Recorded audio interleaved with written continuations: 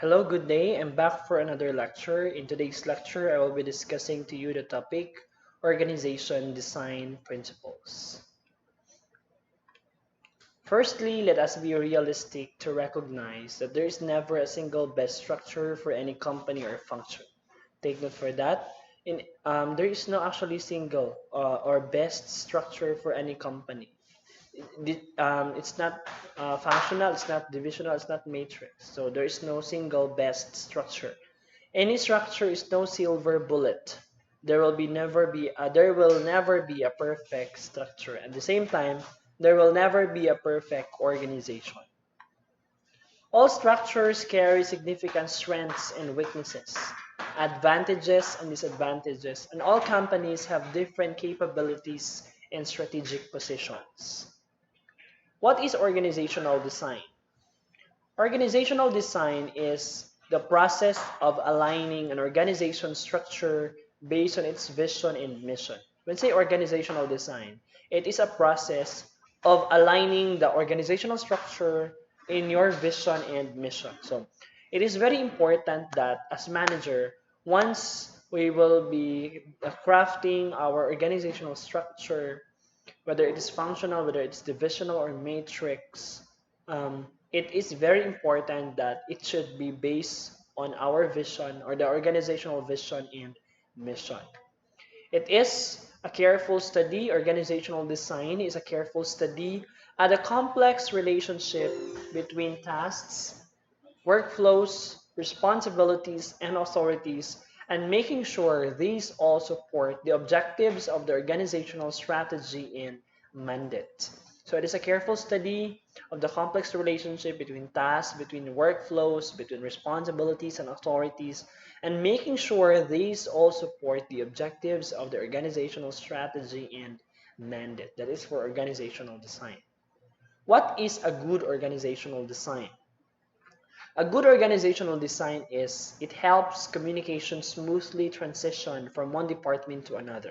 So you can say that you have a good organizational design or you align your organizational structure with the vision and mission of the organization when there is a smooth transition of communication from one department to another.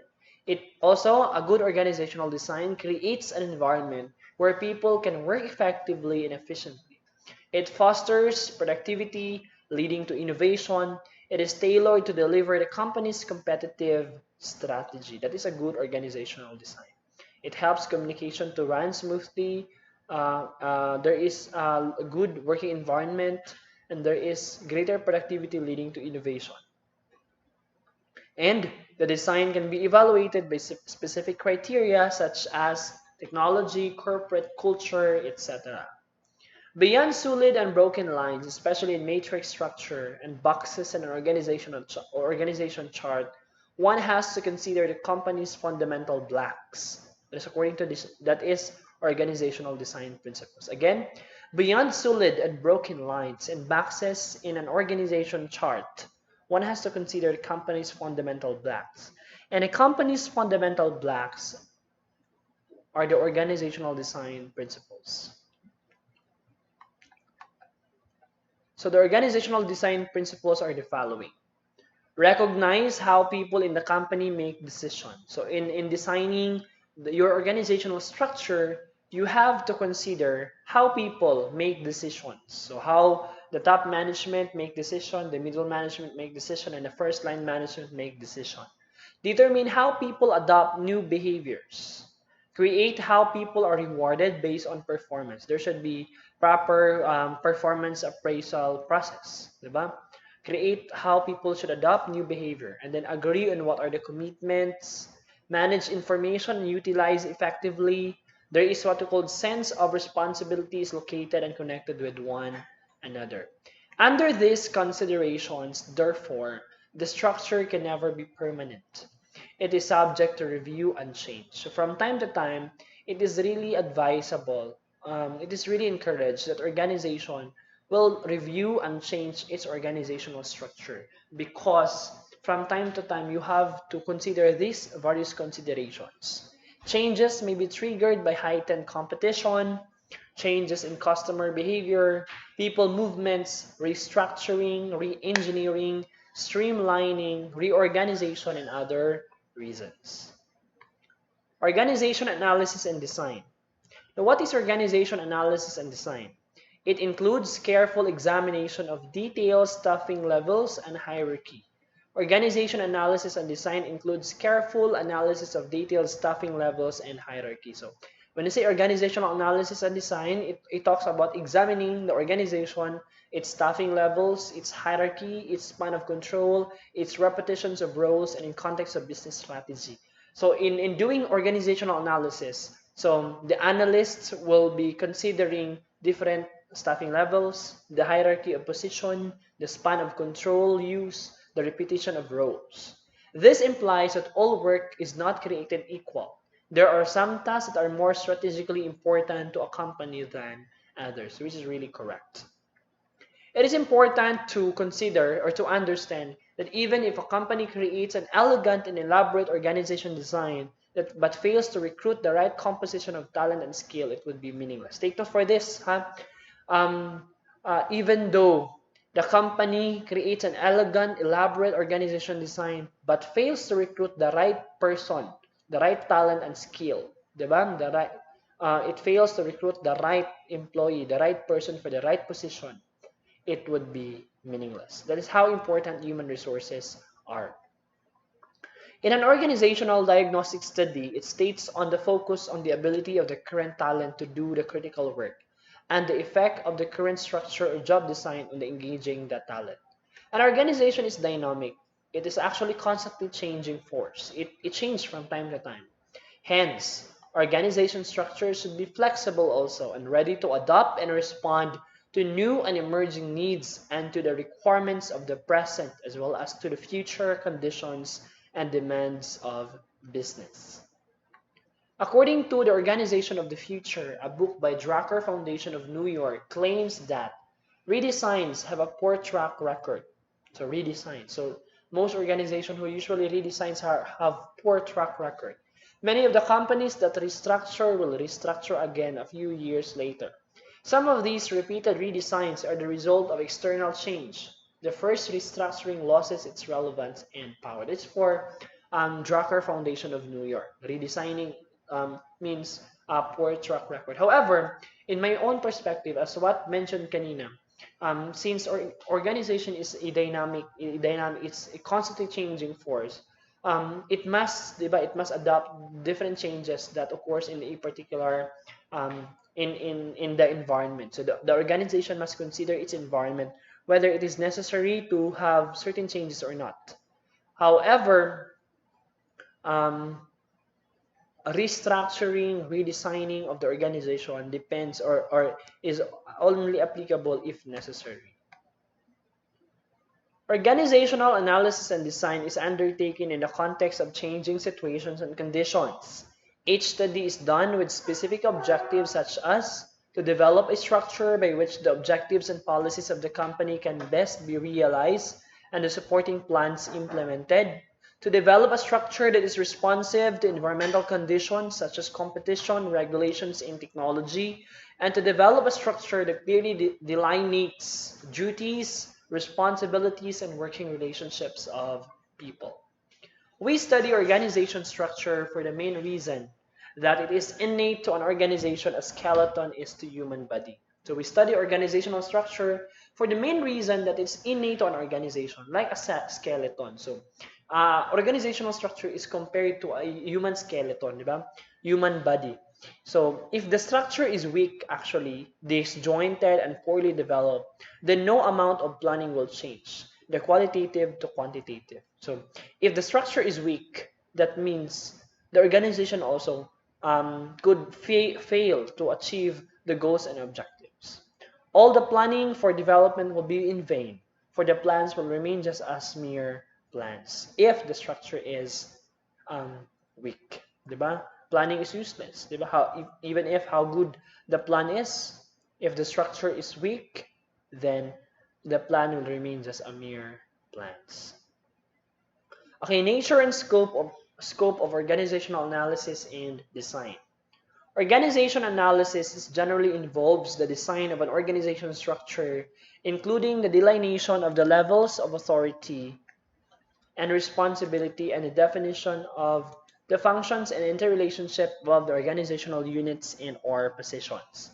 It's actually involved in designing or an organizational structure. Organizational analysis is actually designing an organizational structure, including the delineation of position, authority, responsibility, definition of functions, the relationship of units and or positions in general.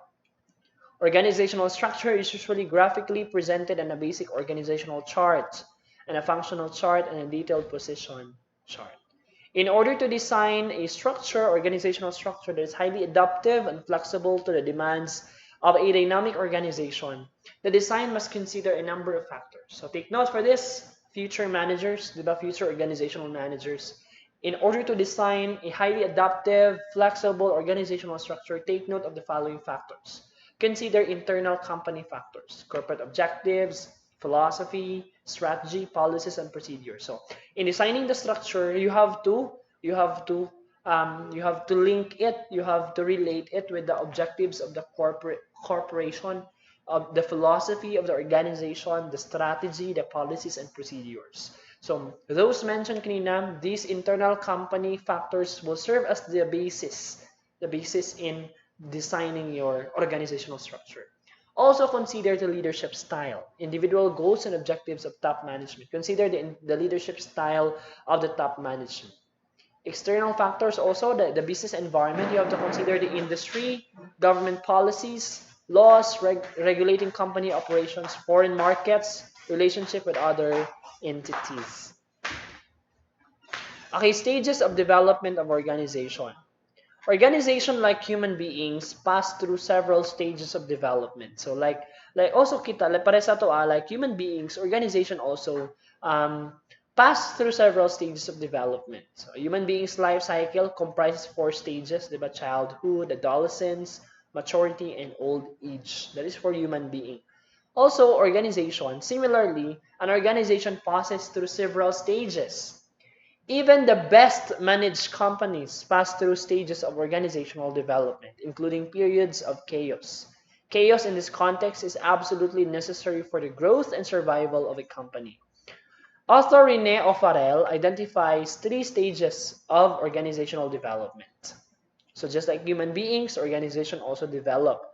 And there is actually three stages of organizational development. The first stage is chaos. An organization must start in the chaos stage. And then once the organization can overcome the chaos stage, so they can reach stability stage. Once stable siya and then continue to sustain the operation, they can reach high performance. What is in the chaos stage? It has rightly been called the firefighting stage because everyone always seemed to be putting out fires. In reality, class, in the world of organization and management, in reality, so once you will become an employee in the future, once you are employed, makita nimo nga ay ang organization, everyone in the organization seems to put always fire. There are individuals who are um, professional jealousy is actually to be expected. So, and then competition among your colleagues. However, those should not be those should be properly managed, diba? And we cannot deny the fact that those things actually exist, diba? That is actually the first stage of organization. Operations tend to be extremely problem focused.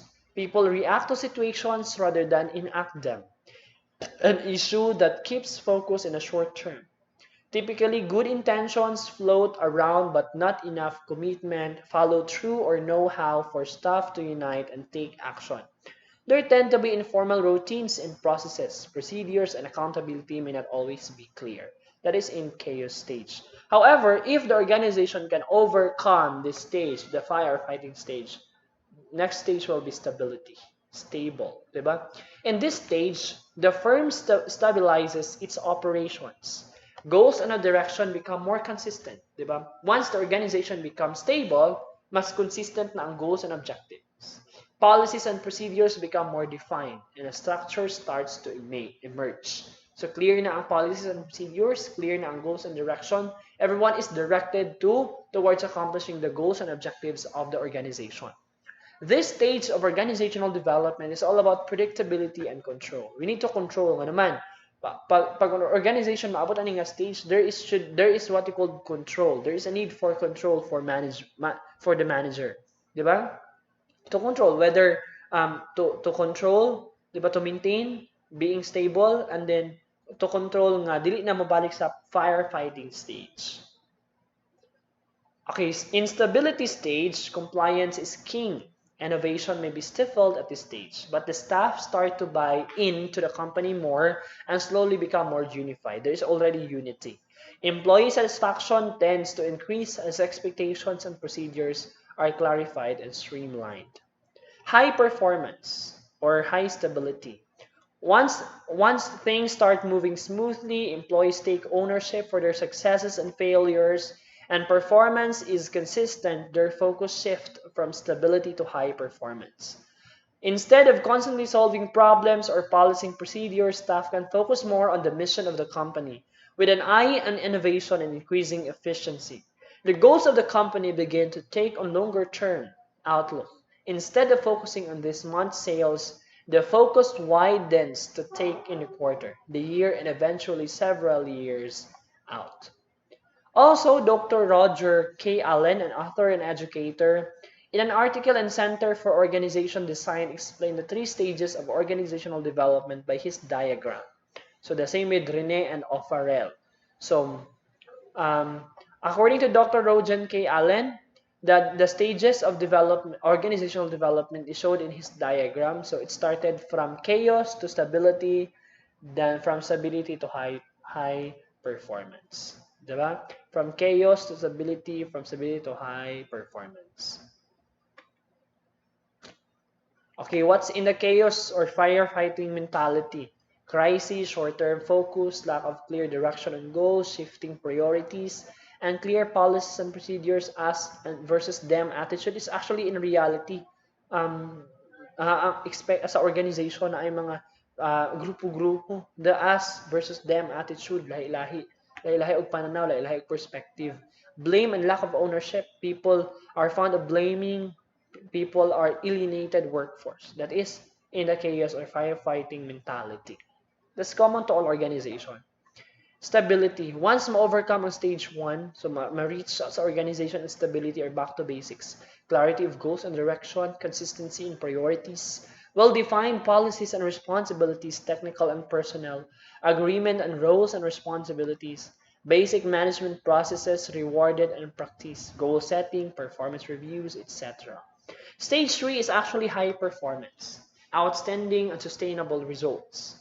Clear statement of mission that creates a sense of esprit de corps. So there is what I call sense of esprit de corps. In unity, there is strength that will yield high performance.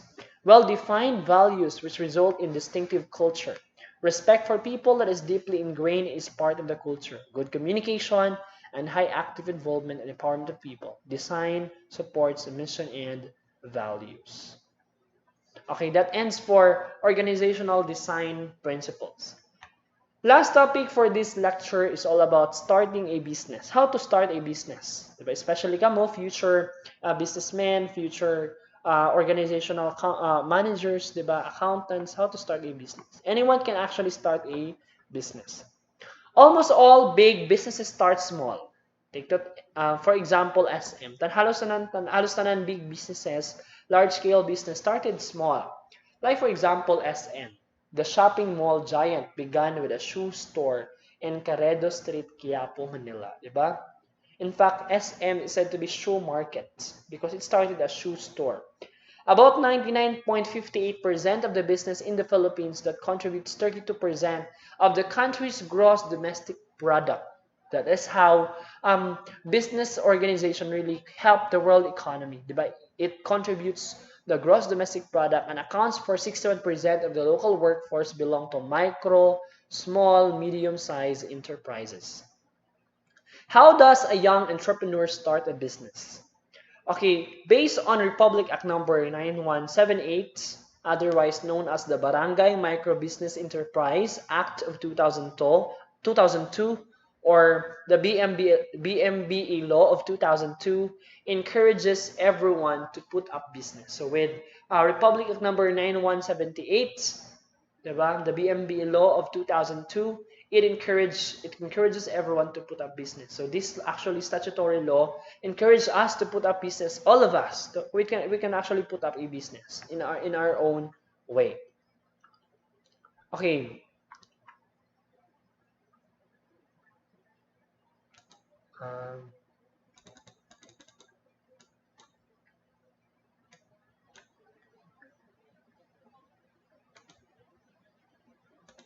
Okay, step one, if sole proprietorship, you are going to register with the Department of Trade and Industry, or DTI, for business name certificates.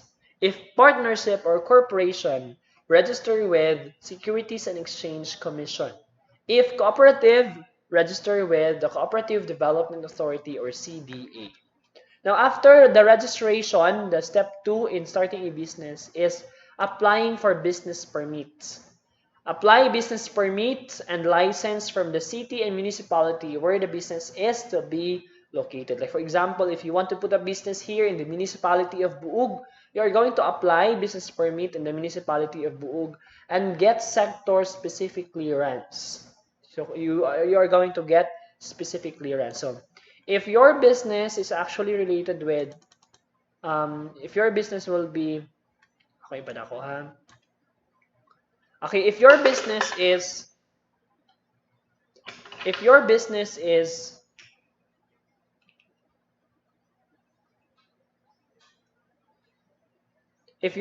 is actually a travel agency, you're going to register in the Department of Tourism. If your business is food and cosmetics, you're going to register with Food and Drugs Administration. If your business is pawn shop, you're going to register with Bangko and you're going to get clearance from Bangko Sentral ng Pilipinas. Diba? For learning centers, Department of Education. For furnitures, diba? Department of Environment and Natural Resources. Next, step 3 will be you're going to register with the Bureau of Internal Revenue district office where the businesses is located for you to have authority to print invoice and book of journals. So step 3 is to register with the BIR for official receipt. And step 4, register your business with the following offices for compliance to good employer-employee relationship, incentives and benefits, and social, community, and environmental responsibilities.